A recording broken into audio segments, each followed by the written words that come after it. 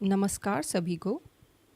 राष्ट्रीय पाठ्यक्रम की रूपरेखा को समझने के क्रम में आज हम सुनने वाले हैं पहले पाठ का खंड 1.2 जो है पथ प्रदर्शक और विचारक। इसके माध्यम से हम भारत के कुछ उन महान पथ प्रदर्शकों और विचारकों के बारे में जानेंगे जिनके विचारों ने भारत की शिक्षा व्यवस्था को बदलाव की ओर अग्रसर करने के लिए प्रेरित किया। तो आइए शुरू करते हैं खंड 1.2.2। भारत में शैक्षणिक चिंतन के क्षेत्र में कई प्रसिद्ध हस्तियों ने योगदान दिया है। शिक्षा को लेकर उनकी अधिकांश चिंताएं सिर्फ तात्कालिक नहीं थी, बल्कि वे नैतिक जीवन और राष्ट्र निर्माण के सवालों से जुड़ी थी। नीचे दी गई सिनेप्सिस शिक्षा को लेकर कुछ प्रमुख विचारों का एक संक्षिप्त परिप्रेक्ष्य प्रदान करती है। यह किसी भी तरह से एक विस्तृत सूची नहीं है। सावित्रीबाई और ज्योतिबा फुले। सावित्रीबाई और ज्योतिबा फुले हास्याकृत लोगों के लिए सामाजिक न्याय के प्रबल प्रस्तावक थे। जब लड़कियों और कमज़ोर समुदायों के बच्चों के लिए स्कूलों की स्थापना की बात तक नहीं होती थी, तब उन्होंने ऐसे स्कूलों की स्थापना का कार्य किया। ज्योतिबा फुले ने प्राथमिक शिक्षा के विस्तार और सुदृढ़ीकरण के लिए तर्क दिया। उन्होंने कहा कि स्कूल की पाठ्यचर्या सभी बच्चों की ज़रूरतों को ध्यान में रखते हुए डिज़ाइन की जाए और ख़ास तौर से यह ध्यान रखा जाए कि वंचित बच्चे सीख सकें। देश में लड़कियों की शिक्षा के अग्रदूत के रूप में सावित्रीबाई फुले ने यह सुनिश्चित किया कि लड़कियों को गणित और विज्ञान पढ़ाया जाए। यह लड़कों के लिए कई स्कूलों में पढ़ाए जाने वाले पाठ्यक्रम से बिल्कुल अलग था। इन दोनों के अनुसार एक बड़े सामाजिक एजेंडा के संदर्भ में समाज में बदलाव लाने के लिए शिक्षा का कार्य हमेशा ही विचारणीय होगा। रविंद्रनाथ टैगोर के शिक्षा को लेकर विचारों में व्यक्तित्व के सामंजस्य, संतुलन और समग्र विकास पर जोर है। टैगोर के शैक्षिक दर्शन का मूल था प्रकृति और जीवन से सीखना। टैगोर के अनुसार किसी भी सार्थक राष्ट्रीय शिक्षा प्रणाली का मूल उद्देश्य रचनात्मकता, स्वतंत्रता, आनंद और देश की सांस्कृतिक विरासत के बारे में जागरूकता को बढ़ावा देना था। टैगोर के प्राकृतिक परिवेश में सीखने पर दिए विचारों में फील्ड ट्रिप तथा प्रकृति की सैर और अभिव्यक्ति की स्वतंत्रता पर जोर था। इन विचारों ने प्रारंभिक बाल्यावस्था शिक्षा में खेल और विभिन्न जीवन कौशलों पर जोर को बढ़ावा दिया। स्वामी विवेकानंद ने शरीर, मन और आत्मा की समग्र तैयारी पर जोर दिया। वे पूछते हैं, क्या हमें सिर्फ अनुभवजन्य दुनिया को जानने की ज़रूरत है? क्या हम बस यही हैं? क्या सिर्फ मानव अस्तित्व के भौतिक पहलुओं में सुधार करने की कोशिश करना ही सब कुछ है?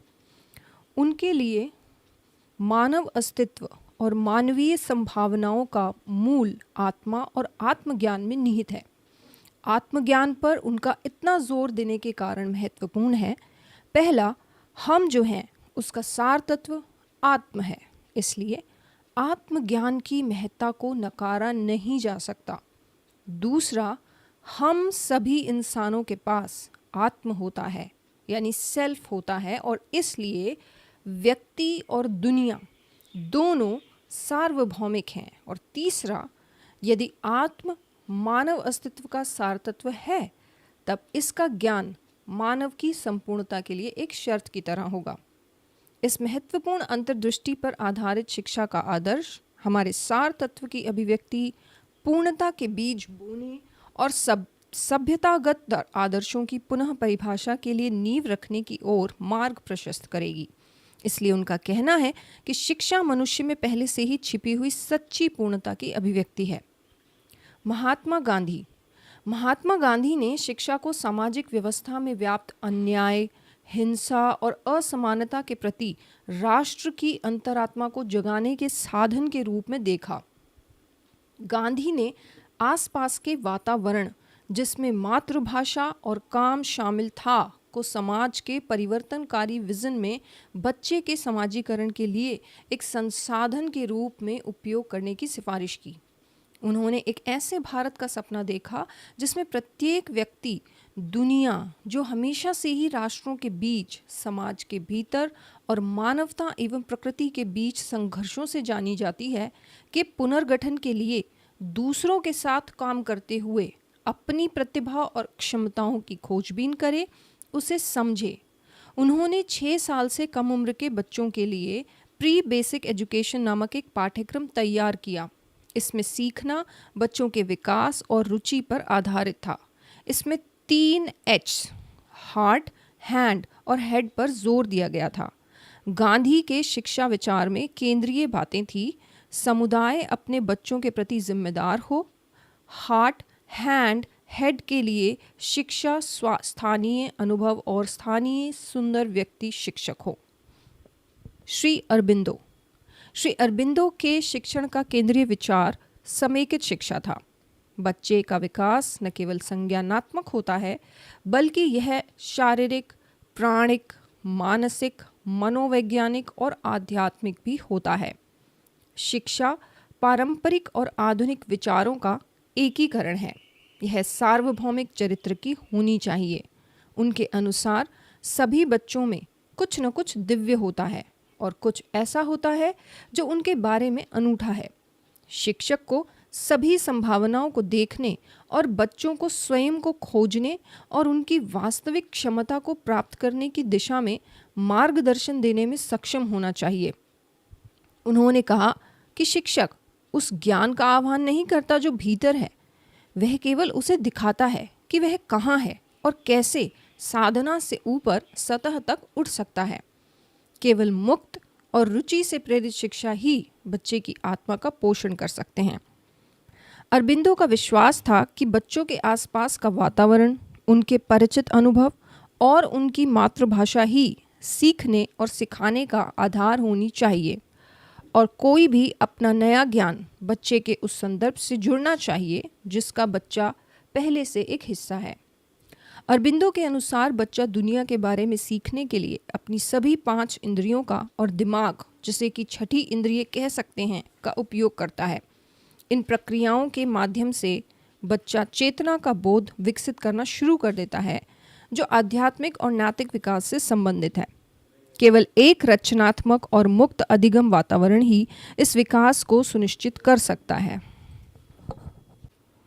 1950 के दशक में स्थापित श्री अरबिंदो आश्रम के स्कूल ने मुक्त प्रगति के सिद्धांत पर काम किया, जहां स्कूली शिक्षा की कई क्रांतिकारी अवधारणाओं को लेकर प्रयोग किए गए थे, और ऐसा संभवतः भारत में पहली बार हुआ था। और इस शिक्षा में शामिल था स्वगति से सीखना और मूल्यांकन, व्यवहारिक शिक्षा पर अधिक जोर और पाठ्यपुस्तकों की अनुपस्थिति। जिड्डू कृष्णमूर्ति ने अक्सर कहा कि शिक्षा का उद्देश्य आज़ादी, प्रेम, अच्छाई का खिलना और समाज का पूर्ण परिवर्तन है। उनके लेखन और व्याख्यानों में एक सतत विषय आज़ादी था, और कृष्णमूर्ति के लिए आज़ादी का चरित्र आंतरिक अधिक था, न कि राजनीतिक। मानस और आत्मा की गहरी आज़ादी, आंतरिक मुक्ति जो उन्होंने महसूस की, वह शिक्षा का साधन और साध्य दोनों थी। शिक्षा परंपरा के रूप में संचित अपने विशाल ज्ञान से, कंडीशनिंग से मुक्त थी। कृष्णमूर्ति ने महसूस किया कि न केवल एक व्यक्ति की प्रकृति और गहरे पहलुओं को उजागर किया जाना चाहिए, बल्कि प्रत्येक व्यक्ति की अपनी अनूठी वृत्ति या योग्यता होती है जिसे खोजने की आवश्यकता थी।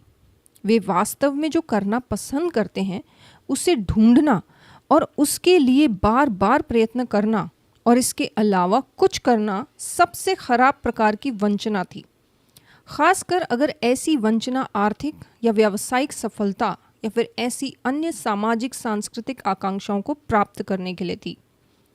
कृष्णमूर्ति के लिए शिक्षा का आशय संपूर्ण व्यक्ति को शिक्षित करना था, व्यक्ति को समग्र रूप से शिक्षित करना था, भागों के संयोजन के रूप में नहीं, और व्यक्ति को उस संपूर्णता में शिक्षित करना था जिससे उस व्यक्ति को अलग करना अर्थपूर्ण नहीं है।